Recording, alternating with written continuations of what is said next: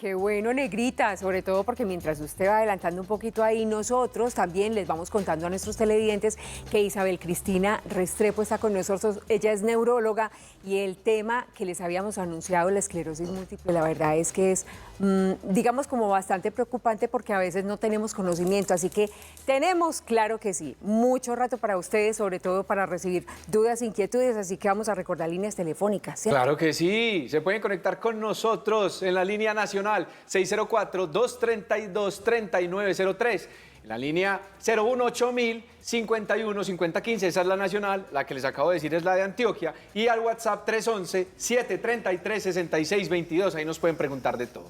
Isabel Cristina, bienvenida. Bienvenidos. Más de 14 años de experiencia como médica y 7 en la neuróloga clínica.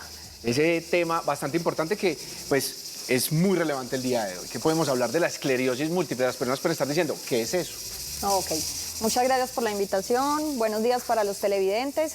Pues lo primero es que la esclerosis múltiple es una enfermedad neurológica, por eso la tratamos los neurólogos. Y hoy se celebra el Día Mundial de la Esclerosis Múltiple, que el lema de este año dice que conocer el diagnóstico de esclerosis múltiple y busca que los pacientes pues tengan un diagnóstico precoz y un diagnóstico adecuado de la enfermedad, porque muchas veces puede retrasarse durante varios años, lo cual genera que el paciente gane discapacidad en el tiempo y que no reciba el tratamiento que debe tener. Doctora, perdón. Linita, adelante, porque este tema nos apasiona y estamos que nos Claro. preguntamos todos. ¿Cuáles son las causas? Entonces, la esclerosis múltiple es una enfermedad autoinmune. Autoinmune quiere decir que el mismo cuerpo como que se ataca a él, y lo que hace en esta enfermedad puntualmente es atacar la capa que recubre a las neuronas del cerebro, de la médula espinal y del nervio óptico. Entonces, al atacar el cuerpo se va dañando las neuronas y eso va generando una serie de síntomas. Digamos que las causas no están suficientemente establecidas, pero hay unos factores de riesgo que se han considerado para desarrollar esta enfermedad. Dentro de esos factores de riesgo está la deficiencia de vitamina D, por eso es que es una enfermedad más frecuente en las latitudes extremas del planeta, o sea, más hacia el norte y más hacia el sur, donde no hay tanta exposición al sol. También se ha relacionado el tabaquismo, el hecho de fumar, se ha relacionado la obesidad y se considera una enfermedad huérfana donde puede haber un componente también genético. Entonces, tener un antecedente familiar de esclerosis múltiple aumenta también el riesgo, pues, en esa familia. Doctora, Claro. hay diferentes tipos de esclerosis. Entonces, hay diferentes tipos de esclerosis y se diferencian de acuerdo como a la presentación en el tiempo.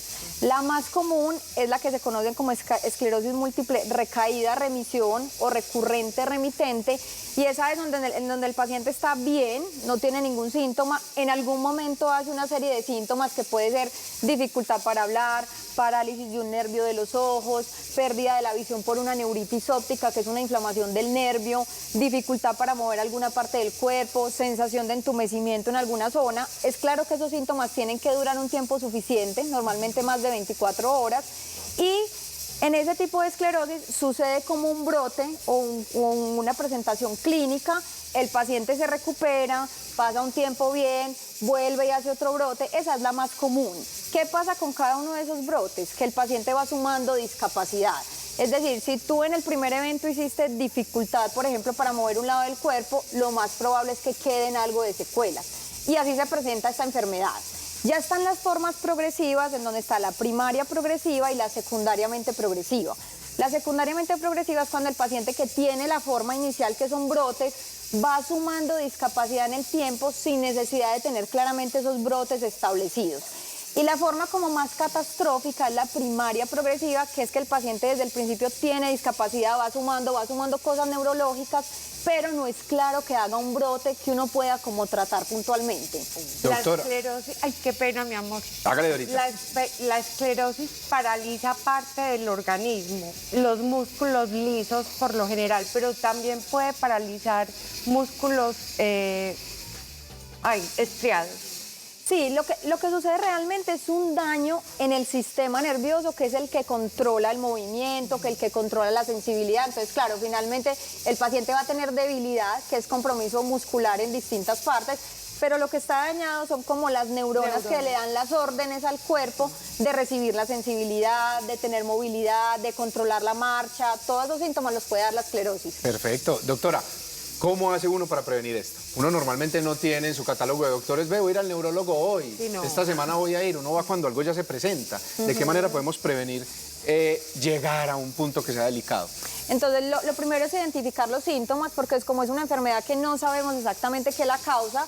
Obviamente, si se pueden evitar esos factores de riesgo, no fumar, controlar el peso, porque la obesidad también está involucrado. El sedentarismo afecta. el Digamos que yo soy sedentarismo. sedentario, pero no soy gordo. Puede que también me... Puede estar relacionado también, tengo deficiencia de vitamina D, soy mujer, porque las mujeres tenemos más riesgo. Entonces, digamos que una prevención en ese sentido, pues, es como manejar esos factores de riesgo, pero ya lo que intentamos es que el paciente reconozca esos síntomas y que consulte a tiempo. ¿Por qué? Porque la esclerosis múltiple, aunque no tiene una cura, tiene tratamiento. Hoy en día existen más de 20 medicamentos para tratarla y lo que buscan es modificar la evolución de la enfermedad. Ah, qué bien. ¿Cómo puede ser la evolución? O sea, hay pacientes donde digamos que se van poniendo cada vez peor de una manera más rápida que otros. ¿Eso en qué va?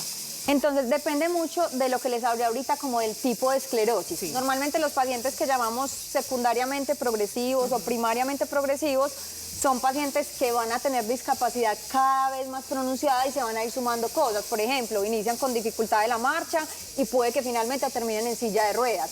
Inician, por ejemplo, con un episodio de neuritis óptica que afecta la visión y pueden terminar en ceguera. Entonces depende mucho como del tipo de esclerosis que se presenta. Normalmente la primaria progresiva, que es como la más catastrófica, casi siempre sucede en pacientes ya mayores, después de los 50, 60 años. Mientras que la otra, la recurrente remitente, esa es más de mujeres, más jóvenes, entonces normalmente esa tiene una evolución como más benigna, por decirlo así. Pero ¿de qué va a depender de todas maneras la discapacidad y la progresión? Del tratamiento adecuado que se reciba. Doctora, con respecto al día de hoy, la campaña que se está haciendo aboga por una mayor rapidez en el diagnóstico y por quitar ciertas barreras que a nivel mundial se presentan. ¿Cuáles son esas barreras y por qué es tan difícil el diagnóstico?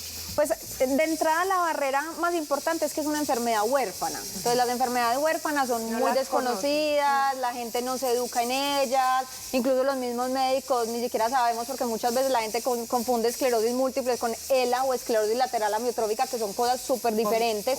Entonces de entrada es como conocer que existe la enfermedad y esa es una de las barreras, que es una enfermedad huérfana. Lo otro que también nos limita es que los síntomas son muy diversos. Entonces muchas veces el paciente va por urgencia, dice, mira, estoy perdiendo la visión en un ojo, me duele cuando lo muevo, que es como el síntoma típico de la neuritis óptica, que es la presentación más común. Y muchas veces se revisa y le dicen, no, usted no tiene nada, váyase para su casa tranquilo. ¿Qué va a pasar? Que si el nervio óptico sigue inflamado, pues posiblemente vayas a quedar con un déficit visual o incluso ceguera en el largo plazo. Entonces las barreras es como conocer la enfermedad y que la gente también conozca los síntomas que se producen para poder consultar a tiempo. O sea, Qué es bien, como doctora, pedir- nos llama Olga Marín de Manrique. ¿Cómo está, señorita? Buenos días, ¿cómo están? Muy bien, ¿y tú? Gracias por comunicarte con nosotros. ¿Tienes alguna pregunta para Isabel? Sí, muy importante y antes que nada felicitarlos por ese programa. Ajá. Tan bella, La gracias. sintonía me encanta, me encantó. Qué rico. Los felicito a todos. Gracias. Y a la chef, dígale que vaya haciendo un sancochito bien sabroso. Oiga, Se pues. lo tengo programado para la próxima semana. Pero bien sabrosongo. Oiga, pues. Trifásico.